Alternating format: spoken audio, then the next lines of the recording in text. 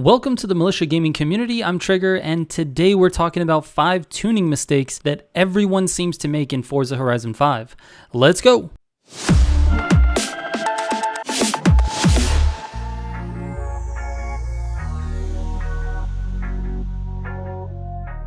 I've said this before and I will say it again, I don't think us YouTubers stop and thank you guys enough. The audience is the reason why this channel is successful, so I just want to shout out to all of you guys and say thank you for watching this video. You literally could be watching anything else on YouTube, but you're here watching this video, so thank you so much. And just in case you have any questions about this video or you just want to chat, I stream every Thursday at 8 p.m. Pacific time where we do the Forza Horizon 5 weekly festival playlist.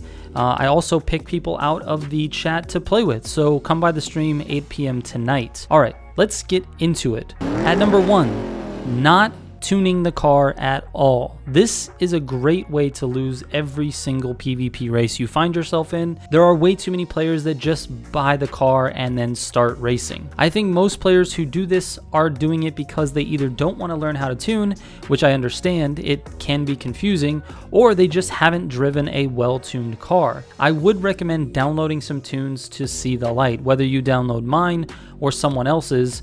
When you find a good one, you'll know. There aren't very many cars in the game that feel good stock. The ones that do tend to be the higher end, high performance cars. Start putting tunes on your cars even if you aren't doing it yourself. At number 2, building the car incorrectly. Now I know building is not the same thing as tuning, so it's hard to put this on the tuning mistakes video. However, building and tuning are inherently linked together. If you build the car crappy and then try to tune it, you're never going to get a good feeling car. Many people just dump a bunch of power in and then remove a bunch of weight and then call it good. This is a perfect way to ensure that your car handles like garbage no matter what you do on the tuning side of things. You should prioritize unlocking the tuning features and then finish your build by adding power or subtracting weight. Here's the order of how I build cars. Aero first, if necessary of course.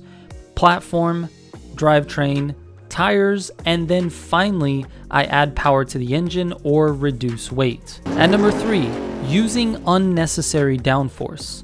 Cars that aren't going very fast are affected way less by downforce. I'd say B class and below, you definitely don't need downforce, so stop buying the front splitter and the rear wing to unlock downforce on those builds. What you're doing is just raising up your PI rating and making it so that you don't have as much for the rest of the parts in your build for a feature that you're really not gonna use. You can live with the stock downforce for those slower cars. A class and above, I definitely would prioritize downforce as you will need it to have your cars handling at their peak. At number 4, over adjusting toe in and toe out.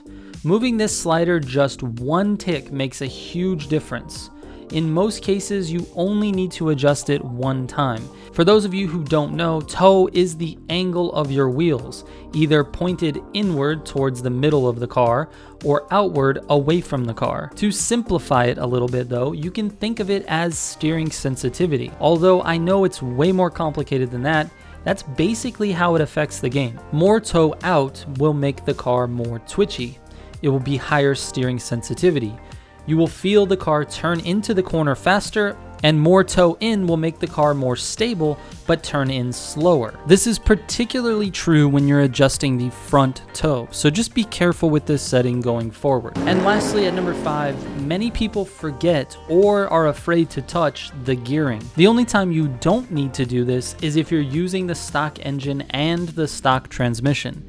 If you change either of those pieces for your build, you have to adjust the gearing so that the transmission can use all of the power from the engine. The quick and easy way to do this is to move the final drive slider so that the last white line on the graph lines up with the edge of that graph. There's more to it than that, but doing that is a minimum adjustment I recommend, especially for beginner tuners. Alright guys, that's it for this one. Just a quick one for you today. Hopefully this has helped you in some way, as that is always my goal with these videos. If you have any questions, again, please don't hesitate to send me a DM, or you can always jump into my stream Thursday nights at 8 p.m. Pacific time.